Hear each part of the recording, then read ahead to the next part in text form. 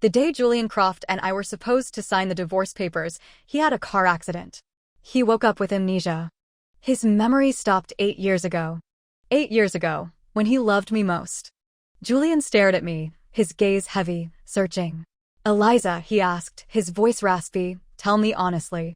You want this divorce, is it because you've fallen for someone else?" A wave of weariness washed over me. I remained silent under his questioning gaze. He didn't remember. The one desperately pushing for the divorce, it wasn't me. The one who had fallen for someone else, it wasn't me. It was him. But the Julian trapped 8 years in the past couldn't fathom it. He looked at me as if I were spouting the most ludicrous nonsense, then his gaze shifted to Ryan. Zhao, our old friend, standing awkwardly beside my hospital bed, then back to me. A cold, disbelieving laugh escaped him. "Are you two conspiring to lie to me?" The car accident had caused a bleed in his brain, the pressure damaging surrounding nerves, resulting in temporary, selective memory loss. He'd forgotten everything that had happened in the intervening 8 years. 8 years ago, we were fresh graduates. I was by his side as he struggled to build his company, sharing instant noodles in cramped apartments, weathering every storm. Back then, his world revolved around me. Telling that Julian Croft he would eventually betray me? He wouldn't believe it. Hell, the Eliza Vance of 8 years ago wouldn't have believed it either. Beside his hospital bed, Serafina Gu, eyes brimming with tears, reached for his hand. He flinched away, a frown tightening his features, his irritation barely suppressed. "Stay away from me," he told her, his tone chillingly dismissive. Serafina froze, then tears spilled, large drops tracing paths down her perfectly made-up face. Even through her performance of heartbroken fragility, she shot me a venomous glare, as if I were the sole cause of this mess. A hysterical laugh bubbled up inside me, but I couldn't let it out. There was nothing left to say between Julian and me anyway. Standing far from his bed, my expression carefully neutral, I stated flatly, "The divorce agreement was drafted by your legal team, under your explicit instructions. Your lead counsel reviewed every clause meticulously before presenting it to you for final approval." I took a shallow breath. "When you're discharged, ask anyone close to you. Ask them if I'm lying." He looked up, his gaze fixed on me, seemingly wounded by my cold detachment. For a fleeting moment, I saw a flicker of the old uncertainty, the confusion, even a hint of pleading, expressions I hadn't seen on his face in years. Success had made him assured, unshakable. But his vulnerability now couldn't stir the dead water of my heart. I paused, then turned and walked out without another word. The accident happened a month ago.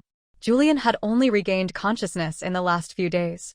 News of his condition had been tightly controlled, likely to prevent a panic affecting Croft Tech's stock prices. If not for this specific complication, the amnesia, I doubt his chief assistant would have ever contacted me. He crashed the car on the very night I finally told him I wanted a divorce. Not, of course, because my words had distracted him. No, he was racing back from a conference in Florence, trying desperately to make it back to B-City before midnight for Serafina Gu's birthday. A torrential downpour, a speeding bus running a red light due to driver fatigue. Fate, it seemed, had a flair for dramatic irony. How touching. They only called me after Julian woke up from surgery, his memory stalled 8 years in the past. He didn't recognize anyone around him. 8 years ago, Serafina hadn't existed in his world. His memory held only me. Julian was always sharp, observant, processing information quickly. Even in this disoriented state, he rapidly absorbed the current reality, the company's status, the passage of time. But one thing stubbornly refused to compute, the idea that he could have possibly fallen out of love with me and in love with Serafina, and that he would ever want to divorce me. His executives, his inner circle, even Serafina herself, had presented him with evidence, photos, anecdotes, details of their life together. He dismissed it all, insisting he needed to see me. Defeated, they called me, summoning me to the hospital like a crucial piece of evidence in their case. Against his fractured memory. Exhibit A. The wife he supposedly no longer loved. They hoped my presence, my coldness, would convince him that this wasn't 8 years ago. That time had passed, and in the chasm of those forgotten years, our love hadn't just faded, it had curdled into resentment. How he chose to accept that reality was now his problem. I saw Julian again about 2 weeks later. He must have slipped out of the hospital. He was wearing the standard issue blue striped pajamas, gauze still wrapped around his head, sitting slumped on the doorstep of my apartment building like a vagrant. I hadn't seen him look so unkempt in years. Since his company took off, he'd become the epitome of the successful tech mogul, impeccably tailored suits, razor-sharp creases, his handsome face growing increasingly impassive, his youthful intensity replaced by a controlled, weighty presence. Mr. Croft, people would murmur respectfully wherever he went. This disheveled figure on my doorstep felt like a ghost from a past life, from those early, struggling graduate days. He heard my footsteps and looked up sharply. I had just picked up our son, Leo, from school. Julian's gaze shifted from me to the small boy holding my hand, lingered, then sharpened with focused intensity. He was intelligent. Even with the memory gap, the pieces relayed by others must have painted a picture. Entrepreneurial success, marriage, fatherhood, infidelity, impending divorce. I stopped several feet away, pulling Leo slightly behind me. "What are you doing here?" My voice was flat, devoid of emotion. He seemed to swallow hard. "Is he our son?" Leo wasn't particularly close to his father. He stood beside me now, watching Julian with a quiet, detached curiosity before looking up at me. "Mommy?" I stroked his hair. "Go inside and do your homework, sweetie." Leo glanced from me to Julian, then gave a small nod and slipped past us into the building. Julian watched him go, then turned back to me, his brow deeply furrowed. "I don't understand, Eliza," he said, his voice raw with confusion. "Since university, my dream was always to marry you, have a child with you. Now, the dream came true, but—" He trailed off. I knew the unspoken question. Why is the reality so different from the dream? He'd married me, as he'd always wanted. But his wife treated him with icy indifference, and his own son seemed like a polite stranger. He pressed his fingers to his temples, clearly fighting a headache, the pressure in his brain intensifying with the effort to remember. He looked up at me again, his eyes filled with a profound, bewildered sadness, like a lost dog abandoned on a street corner. "Eliza," he asked, his voice laced with pain, "I truly don't understand. How did we end up like this?" He gestured vaguely, as if encompassing the distance between us. "The wreckage of our life. I saw the divorce papers. They all said I ordered them drafted, that the terms are harsh, cold. Why? Why would I ever want to divorce you? Why? Because the Julian of 8 years ago dreamt only of marrying me. But the Julian of the present day dreamt only of how to convince me to divorce him so he could finally give Serafina the legitimacy she craved. Our story wasn't unique. We met in university, fell in love. He was the charismatic student council president, filming a campus PSA about self-respect and avoiding bad relationships. One chapter featured him playing a jerk breaking up with a girl. I stumbled upon the filming, didn't realize it was staged, and saw a girl clinging to his arm, sobbing, "I'm pregnant. Don't leave me, please." He'd frowned and said dismissively, "Get rid of it. Stop bothering me." Incensed, I marched over and smeared the half-eaten ice cream cone I was holding onto his face. "You pig," I declared, grabbing the crying girl's hand. "He's not worth your tears." The girl stopped crying, staring at me, dumbfounded. Julian wiped ice cream off his cheek, a slow, amused smile spreading across his face. He turned to the equally stunned camera crew hiding in the bushes. "See? This is exactly the value we want to promote for the self-respect segment." Mortified, I stammered apologies. He just waved it off, completely unbothered. Later, I insisted on buying him dinner to apologize properly. And somehow, from that disastrous beginning, we started dating. He was a good boyfriend back then. Attentive, romantic, full of plans for our future. We had countless sweet memories. We argued, of course, but he always apologized. First, once, during a hike sophomore year, we had a fight about something trivial. Furious and probably afraid he'd say something harsh, he stormed off ahead. Up the mountain path. I trailed behind, quickly losing sight of him. But just a few hundred meters up, I found him waiting under a crooked tree, his anger clearly still simmering but suppressed. "Just so you know," he grumbled, refusing to meet my eye, "I'm still mad. I only waited because I was afraid you wouldn't keep up." Graduation came, the notorious relationship danger zone. But Julian held my hand firmly, assuring me, "We'll get married, Eliza." Definitely.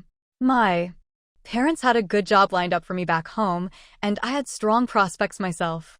But I stayed, choosing him, choosing his uncertain future. His startup phase was brutal. We lived in a basement apartment that never saw sunlight, splitting single portions of fried noodles. He'd meticulously pick out the few meager shreds of meat and vegetables and push them onto my side of the plate.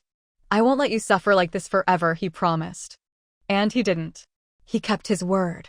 The company grew, things stabilized, success arrived. And then, he met Serafina Gu. Hearts change easily, the old poem says. Don't blame hearts for being changeable. 8 years.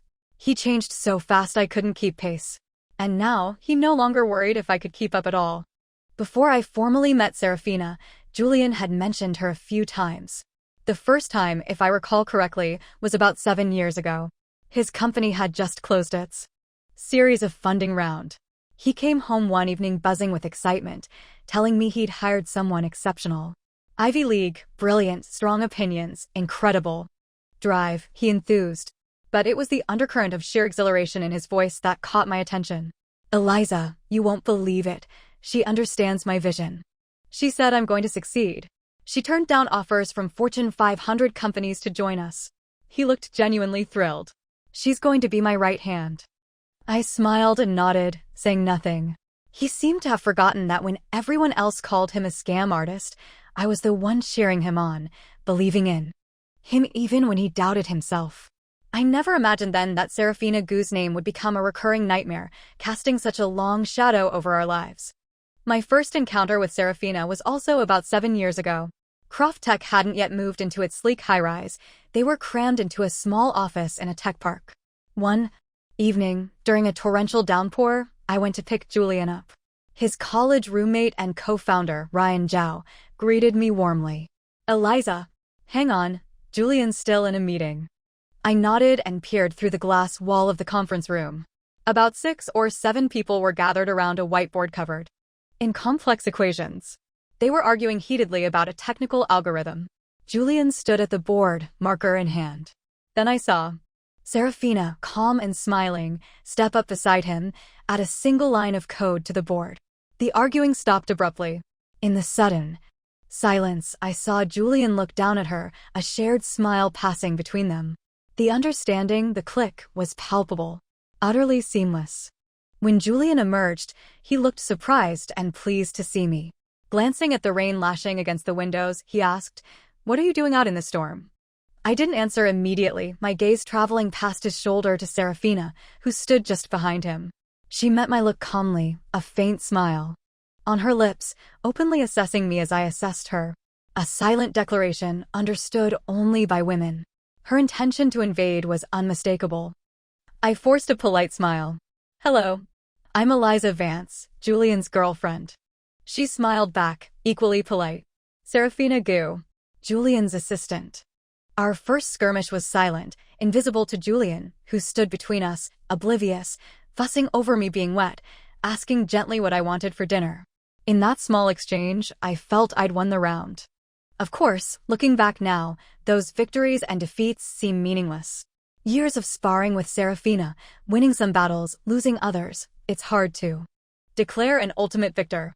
Reflecting on it just makes me feel weary, foolish. There comes a point when you're just tired of fighting. So, I asked for the divorce. The night I told Julian I wanted out was unremarkable. I stood on the balcony, watching the sunset bleed behind the city skyline, then sent him a simple text, "Julian, let's get a divorce." He didn't reply for hours, likely busy. Finally, a single, terse message arrived. I stared at the screen, then put the phone down. Later that evening, probably because I hadn't responded, he called. We sat in silence for a long time, the unspoken chasm between us vast. He didn't ask why. Didn't try to dissuade me. After a long pause, he just said, "I'll have the lawyers draft the papers." "Okay," I murmured, then hung up. Why did I suddenly remember university days? Staying up past the 11 p.m. dorm curfew, talking on the phone for hours, words tumbling over each other, never running out of things to say?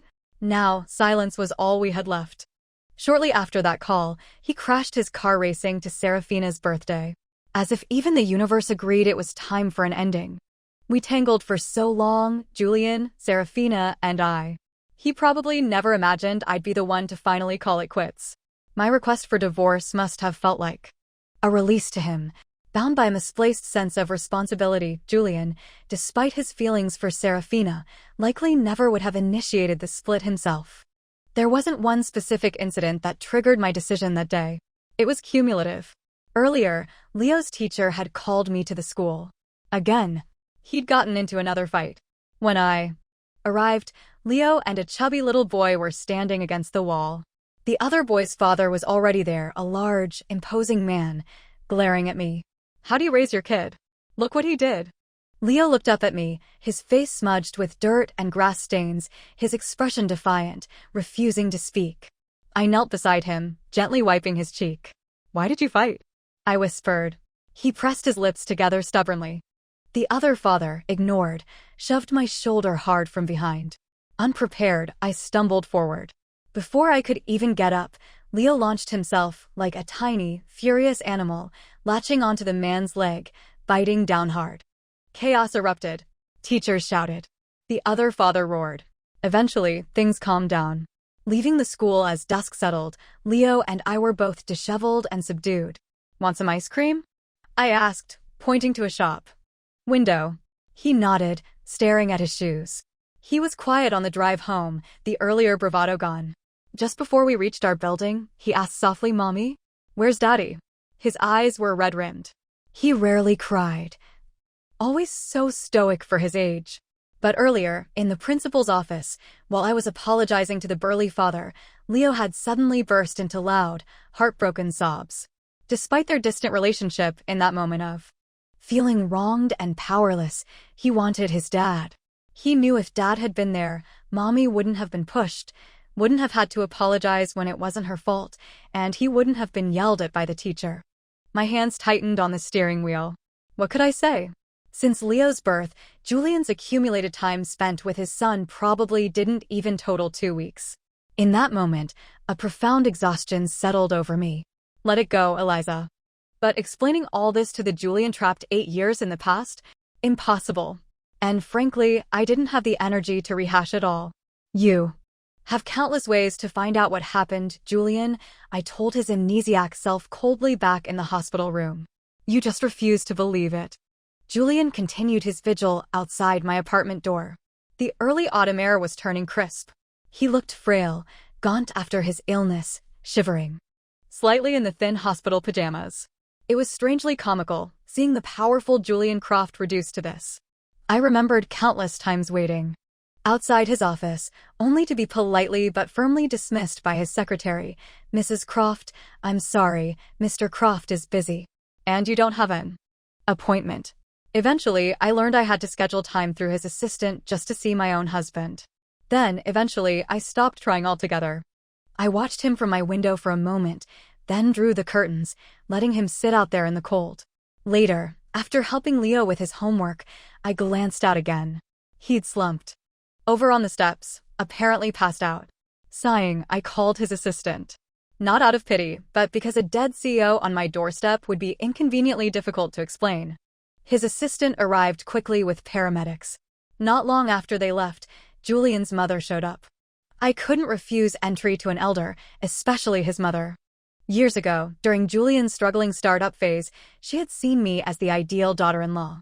She'd hold my hand, her expression warm, telling me, "Dear child, you've suffered. Having you by Julian's side is the greatest blessing our family could ask for.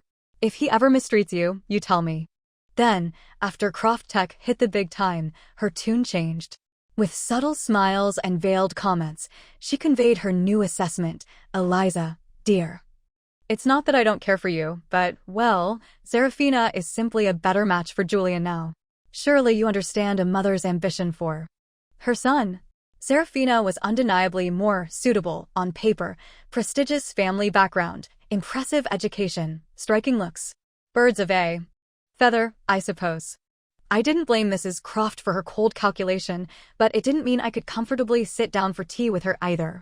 She clearly felt the awkwardness too, getting straight to the point after brief pleasantries. "Eliza, you're a good girl. I know you and Julian are finalizing the divorce." Her voice was smooth, practiced. "But you see his current condition. Honestly, I wouldn't trouble you if there were any other way. But right now, you're the only one he recognizes, the only one he trusts. She leaned forward slightly. He fainted again today. The doctors say he mustn't be agitated, that we need to go along with his current reality for his recovery. I hope, when he's discharged, you'll be able to look after him for a while. She paused. His memory loss isn't permanent. Once he remembers the last 8 years, everything will be fine. Her request was perfectly reasonable, almost touching. If only she hadn't added the final, veiled threat. You know, Eliza, regarding Leo's custody, we weren't originally planning to contest it. Of course, they weren't. They were waiting for Serafina to provide a genetically superior heir. Her implication was clear: play along or risk losing my son. My jaw clenched, but years of navigating their manipulations had taught me one thing: always smile. So I smiled brightly. Of course, Mrs. Croft. I'll take good care of Julian. I picked Julian up from the hospital on his discharge day. Serafina stood outside the room, eyes red and swollen. Julian refused to let her near him, his rejection fueled by the 8-year-old Julian's morality, horrified by his future self's infidelity. He couldn't comprehend how he could become that man, the cheater. So, he directed his confusion and disgust towards Serafina. She shot me a tearful, hate-filled glare as I passed. Don't get too comfortable, Eliza, she hissed. He's only forgotten me. He'll remember eventually. I glanced at her coolly, saying nothing. Complacent? Hardly. This felt like an enormous burden. Inside, Julian was already barking orders at his assistant, immersed in business. His expression was the familiar, focused slightly ruthless look I'd seen countless times in recent years. Hearing the door open, he looked up. Seeing me, a genuine smile flickered across his cold features, only to fade as he registered my own detached expression. Disappointment shadowed his eyes. Right.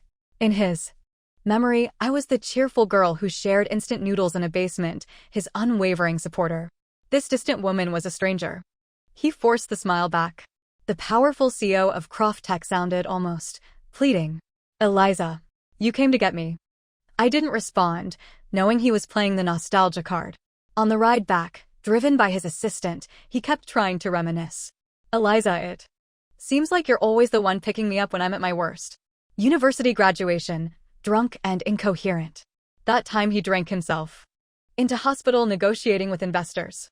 When he had surgery and I stayed by his bedside day and night. He'd had countless low points on his climb to the top. I'd been there through so many dark, uncertain nights, listening to his drunken ambitions, believing in the future he painted. And then, once he'd weathered the storms, he gave his sunniest days to Serafina. His attempts at evoking shared history didn't move me, they sickened me. It felt like the naive, trusting Eliza of the past was being dissected, preserved in formaldehyde for public display. Breathing felt difficult. Julian, I interrupted. My voice flat, hoping the disgust wasn't too obvious. I know you've forgotten the last 8 years. But for me, the hurt from those years is very real. I can't reminisce with you. Please, do us both a favor and stop bringing up the past. He froze, stunned into silence. After a long, heavy pause, I heard him whisper, so quietly I almost missed it, his eyes red-rimmed. I'm sorry. I let out a short, sharp laugh. My willingness to care for Julian was purely transactional, based on his mother's custody threat. The doctors advised against forceful confrontation, so I simply treated him like air. When we got back to my apartment, Leo was doing his homework. I deposited Julian in the living room and went straight to the kitchen. When I came out, Julian was standing awkwardly behind Leo, peering over his shoulder. He clearly had no idea how to be a father. Probably hoping to offer help, bridge the gap. But Leo rarely struggled with schoolwork. After watching silently for a few minutes, Julian finally mumbled, he's very bright. He reached out tentatively to ruffle Leo's hair. Leo instinctively flinched away, then looked up at Julian impassively before running over to me. Mommy, can I help you with anything? I glanced back. Julian's hand hung suspended in midair for a moment before he slowly, almost painfully, lowered it, his expression desolate. I had always wanted Leo to grow up feeling loved by both parents, tried to shield him from our issues. But children are perceptive, they sense the undercurrents. Leo's distance from Julian wasn't something I could fix. There was no spare bed for Julian. He seemed to understand his unwelcome status, suggesting he sleep on the sofa. Later that night, getting a glass of water, I found him sitting in the dark living room, watching something on the projector screen, sound muted. The flickering light cast shifting shadows on his face. He looked completely absorbed. It was our wedding video. The projection was large, currently showing the moment we exchanged vows. I remembered leaning close, whispering something in his ear. Something that made his eyes instantly redden. The guests had cheered, assuming it was a deeply romantic sentiment. Only we knew I'd actually whispered, Julian, let's just rot in this marriage together. After how you've treated me, don't ever expect me to walk away quietly and let you and Serafina live happily ever after. I want you both to live like rats, sneaking around in the dark forever. How tragic. We'd been together since sophomore year. People focus on my sacrifices, but relationships are two-sided. He had been good to me then, patiently waiting while I took hours getting ready, bringing me breakfast every morning, fulfilling every silly wish. That year my parents fought constantly, threatening divorce. I cried to him over WeChat. The next day, he appeared at my doorstep, having traveled halfway across the country, just to tell me, don't cry. When I had appendicitis senior year, he was swamped with his thesis defense, but stayed by my hospital bedside from start to finish, even washing my socks despite his severe germophobia. So many moments like that. Back then, marriage to anyone else seemed unthinkable for him. We never imagined we'd end up spitting venom at each other on our long-awaited wedding day. Julian closed his eyes tightly, pressing his fingers against his temples.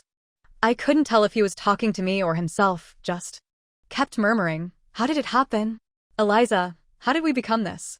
His voice was thick with anguish. How could I do that to you? He looked up, his handsome face etched with pain, clutching his chest. His dark eyes, usually so controlled, were filled with raw confusion and guilt. I wanted to give you the world, Eliza, he whispered desperately. How could I end up hurting you like this? Tears threatened again. In all the years of our slow decay, he'd never once expressed remorse towards me. His guilt was always reserved for Serafina, for keeping her waiting, nameless, in the shadows. Now, confronted with his past self's devotion, the present reality hit him with full force. He rambled on, piecing together fragments, lost in his fragmented memories. Finally, looking directly at me, his voice barely audible, he asked the question that hung heavy in the air. Do you still love me? His pain was palpable, but I remained unmoved. Of course, I didn't love him anymore.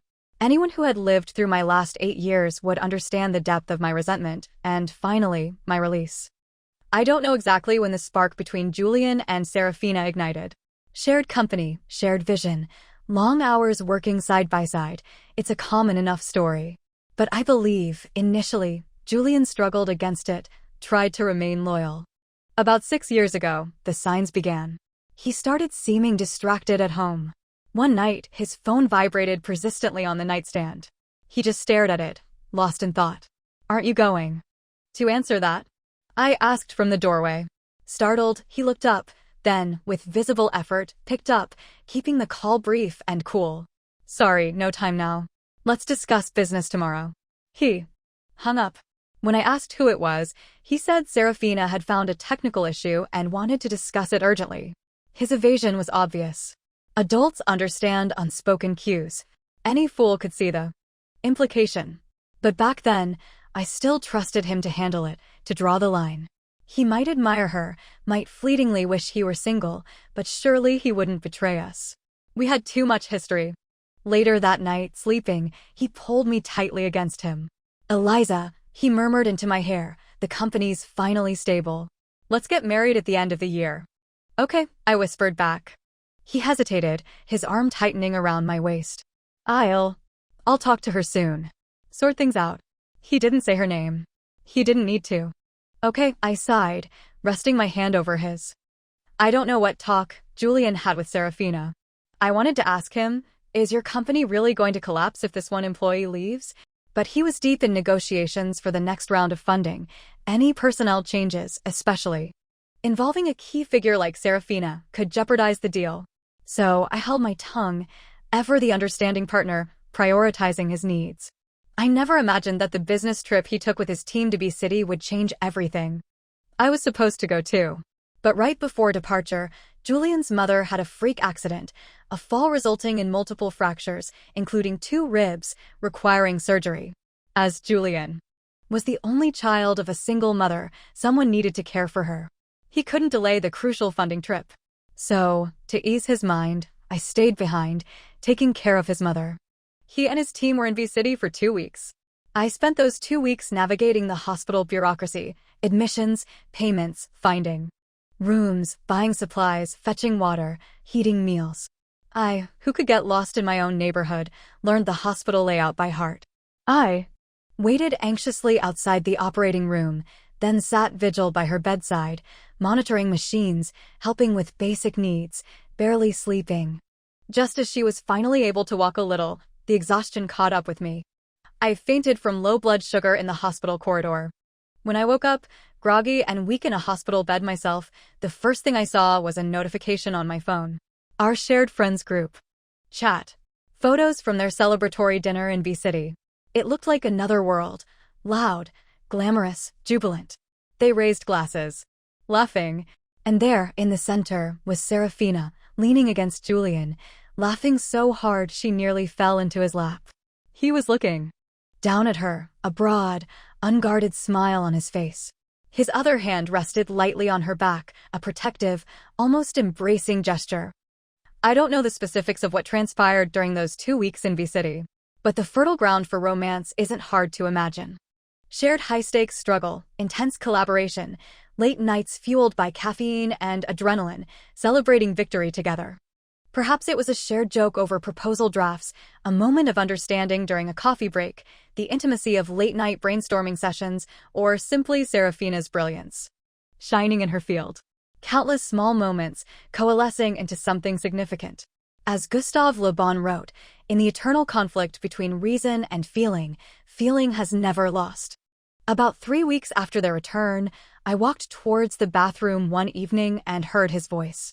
He was standing in front of the mirror, practicing lines. His reflection staring back grimly. Eliza, let's break up. He paused, adjusted his expression. Eliza, I'm sorry. I've fallen for someone else. Another pause. Eliza, I'm sorry. I'll give you shares, compensate you for your time, but I love someone else. Let's break up. Pause. Eliza, He trailed off, looking disgusted with himself. Then, suddenly, he slammed his fist against the mirror, cracking it, cursing under his breath, Julian, you idiot. I backed away silently.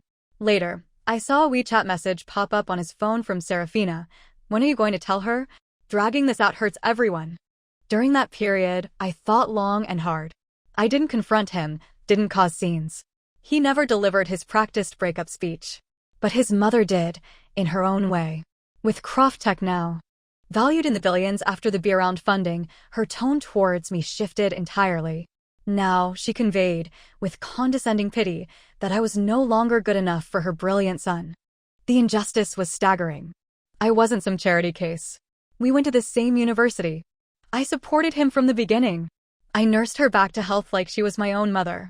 And now I was the one being discarded? In most romance novels, the jilted girlfriend gracefully exits stage left at this point. But I was young, hurt, and furious. My love had been betrayed, my sacrifices dismissed. Fine. If I couldn't be happy, neither could they. That night, when Julian came home, I sat waiting on the sofa. I looked up at him calmly and said, simply, Julian, I'm pregnant. You want to break up? Your mother wants a better daughter-in-law? Fine. Let's see you disentangle yourselves from this. Julian couldn't, ask me to terminate the pregnancy. He froze, staring at me. After a long moment, he managed a strained smile. Really? He asked, his voice hollow, attempting surprise. Anyone could see his acting was terrible. But I didn't call him out. And that's how we got married. Before the wedding, Serafina called him. I answered. Her voice was thick with tears. She sobbed dramatically, a performance designed to elicit sympathy. Julian, she wailed, in the end, you still chose her. After listening patiently for several minutes, I finally spoke calmly into the phone. Are you finished crying? Julian's busy addressing wedding invitations. Shall I have him send you one? The sobbing choked off abruptly. She hung up. Serafina eventually got her revenge for that moment, years later. After Julian and I had finally, irrevocably fractured, hating each other openly, Leo had a high fever one night, calling deliriously for his dad. I broke my own rule and called Julian. Serafina answered, laughing lightly. Oh, him? He's busy setting off fireworks for me from the top of the Twin Towers. Want me to take a picture and share it with you? Standing in the stark hospital corridor, I looked out the window and saw the distant explosions of color against the night sky. It was Valentine's Day. That was the last call I ever initiated to Julian Croft. Marrying Julian out of spite brought happiness to no one. Initially, he tried. He made an effort to be present, to rebuild something. I don't know what he told Serafina, but she resigned from Croft Tech shortly after our wedding. It seemed, for a moment, like a resolution. But a week before her departure, printouts appeared plastered all over the Croft Tech office walls, screenshots of their intimate messages, including some private photos Serafina had sent him. Splashed across them in large red letters, homewrecker, slut, die. That incident shattered the fragile truce between Julian and me. He confronted me, eyes blazing, veins pulsing in his temples, barely controlling his rage. Eliza, why? Why do this? I married you, like you wanted. Serafina resigned. Why haunt her like this? Why humiliate her? I had no defense. I hadn't done it, but in my emotional turmoil, pregnant and teetering on the edge, rational thought failed me. If I were the calm, detached Eliza of today, I would have demanded security footage, tracked down the hired hands who posted the messages, forced them to reveal their employer. But the Eliza of then, raw with pain and betrayal, lashed out defensively. If she hadn't tried to seduce someone else's fiancé, someone else's husband, she wouldn't have given anyone ammunition. She deserves it. Julian slapped me. Hard. The force of it snapped my head back. She never seduced me, he roared, the words finally exploding out of him. It was all me. My weakness. My feelings. I betrayed you. That slap, those words, severed the last frayed threads connecting us. He stormed out. He spent the following weeks glued to Serafina's side, comforting the fragile, emotionally devastated, suicidal, victim of the privacy breach. When she had sufficiently recovered, they decided to defy the world, throw caution to the wind, and be together, consequences be damned. And I clung grimly to the title, Mrs. Croft, a constant, bitter reminder, ensuring neither of them would ever truly have their perfect ending. Julian asked if I still loved him. Staring into the eyes of the man who only remembered loving me, I had to deliver the cold, hard truth. No, Julian. I don't love you anymore. He sat slumped on the sofa, the expected wave of sadness washing over his features. After a long silence, he asked quietly, "Is there any chance we could start over?" I laughed then, a hollow, self-deprecating sound. Julian, you're only saying this because you've lost 8 years. If you remembered everything, you wouldn't even be willing to sit in the same room with me. The cumulative impact seemed to finally break him. He slumped further, pain rendering his face blank. Hidden in the shadows of the unlit room, his voice came out low and rough. I don't believe it, Eliza. I don't believe I could stop loving you. I don't believe I could hurt you like that. My heart remained unmoved. When you remember, I said flatly, you'll apologize to Serafina for saying that. Julian began the awkward process of trying to reintegrate into a life he didn't remember, specifically, trying to connect with Leo. He seemed to delegate his company responsibilities, spending unusual amounts of time at home. I'd wake up to elaborate breakfasts spread across the table, Western and Chinese options, him standing nervously nearby. I wasn't sure what Leo likes, he'd explain, so I made a bit of everything. Leo would solemnly survey the feast, glance at Julian, then at me, before silently retrieving the sandwich I'd made him the night before from the fridge and eating it at the table, ignoring the lavish spread. Julian's shoulders would slump, a quiet sigh escaping him. I'd pretend not to notice. One afternoon, delayed by a last-minute meeting, I arrived late to pick Leo up from kindergarten. Julian was already there, waiting by the gate, a tall, imposing figure even in his confusion. Despite the amnesia, the ingrained habits of command remained. He stood out. As Leo emerged, backpack bouncing, the usual chaotic dismissal scene unfolded. A white car, ignoring the no vehicles rule, edged into the pickup area, bumping Leo and knocking him down. Before I could react, Julian covered the distance in 2 long strides. He knelt beside Leo, checking for injuries. Where does it hurt? Let Daddy see. Leo silently allowed him to roll up his pant leg. Thankfully, just scrapes. The driver of the car started yelling about kids running wild. Julian scooped Leo up, turned, and fixed the driver with a look so cold, so lethally sharp, it was like staring down the barrel of a gun. Get out, Julian commanded quietly, and apologize. The blustering driver took one look at Julian's face, muttered a hasty, sorry, and quickly drove off. Julian calmly noted down the license plate number. In his father's arms, Leo stared up at him, dark eyes wide and unblinking. That instinctive paternal protectiveness, it was something I, despite all my love, couldn't provide in the same way. Later, after Julian had meticulously cleaned and bandaged Leo's knee with supplies his assistant delivered, Leo came to my room, clutching his pillow. Mommy? Can I sleep with you tonight? I opened my arms, and he burrowed against me like a small animal seeking refuge. Mommy, his voice was muffled. Is he only being nice to us because he forgot that other lady? I held him tighter, saying nothing. When he remembers, Leo continued softly, he won't be nice like this anymore, will he? My heart ached. How could I answer that? He continued, his voice barely a whisper, then I shouldn't like him too much now. If I like him, and then he doesn't want us anymore, that will hurt, right? A 6-year-old shouldn't have to navigate such complex emotional calculations. My impulsive, vengeful marriage had dragged my innocent child into this toxic mess. I kissed the top of his head, sighing. Sleep now, sweetie. He snuggled closer, eventually drifting off. Looking up, I saw Julian standing silently in the partially open doorway. He must have heard everything. His tall frame seemed frozen, rigid. His eyes, fixed on us, looked unervingly bright, glistening with unshed tears.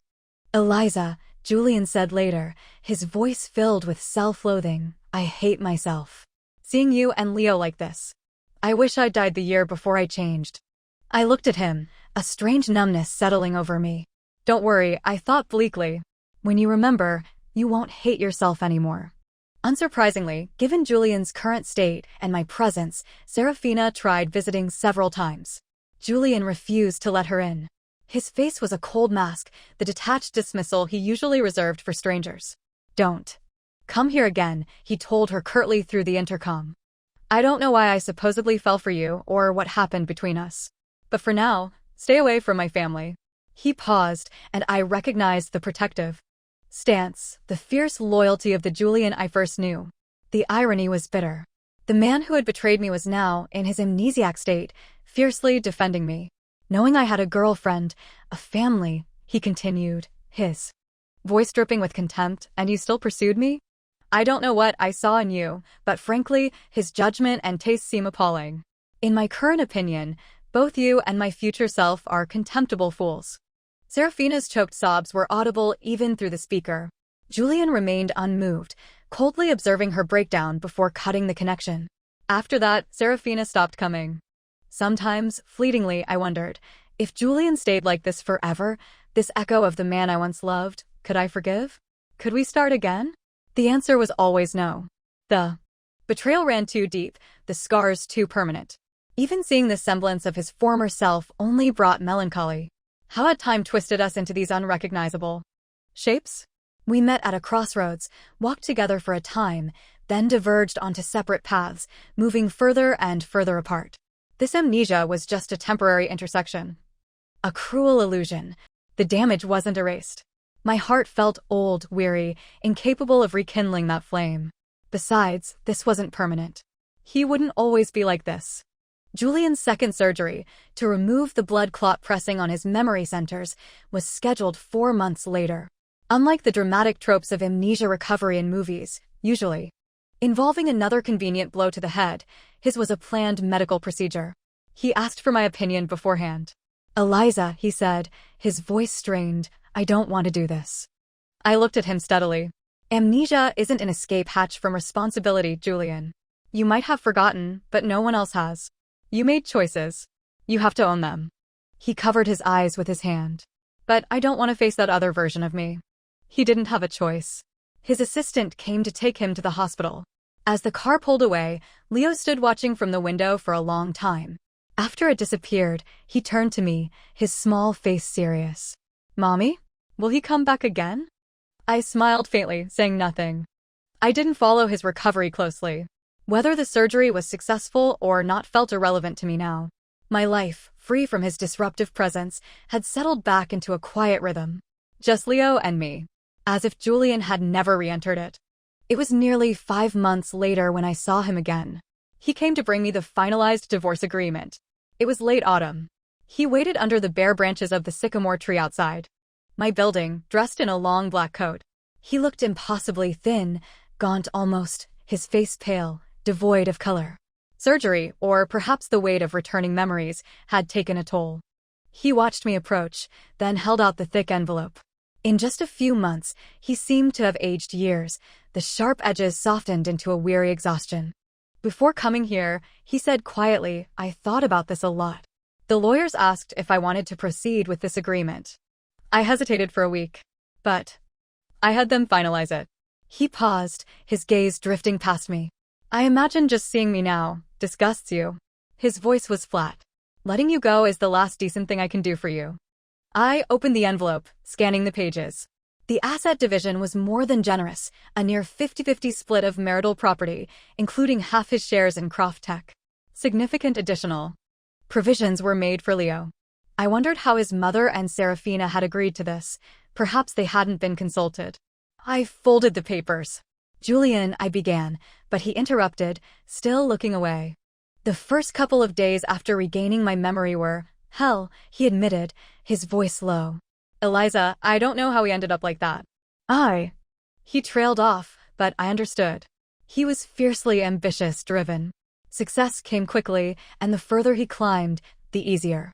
It became to shed the past, convinced a brighter future awaited. In that relentless climb, the girl from his humble beginnings, became baggage. But the amnesia forced him back to the starting line, made him re-experience the intensity of his early devotion, his unwavering belief in us. Confronting that past self, then overlaying it with the memory of his betrayal, the hurt he inflicted. The dissonance must have been agonizing. He finally understood the depth of what he'd thrown away. He finally felt the weight of his actions. This generous divorce settlement, this quiet acceptance, it was his apology. Years late, but finally offered. The knot of resentment I'd carried for so long finally, unexpectedly loosened. Julian seemed subdued, the sharp, predatory edge he'd developed over the years blunted, replaced by a pervasive weariness, a sense of self-imposed exile. He forced a small smile. Can I visit Leo sometimes? Regularly? He quickly added, I'm not trying to fight for custody. I just want to try and be a father. I nodded silently, agreeing. A long silence stretched between us. We had nothing left to say. He eventually nodded curtly, clearly uncomfortable, perhaps afraid my disdain would resurface. Well, he murmured I should go. He started to turn away, then paused, looking back at me one last time. Eliza, is there anything you need? Anything I can do? I looked at him then, truly looked at him, and offered a small, genuine smile. The kind I used to give him back in university, free of bitterness, devoid of sarcasm. He looked startled, almost shocked by the absence of hostility. I want you to give me back the Julian Croft from 8 years ago, I said softly.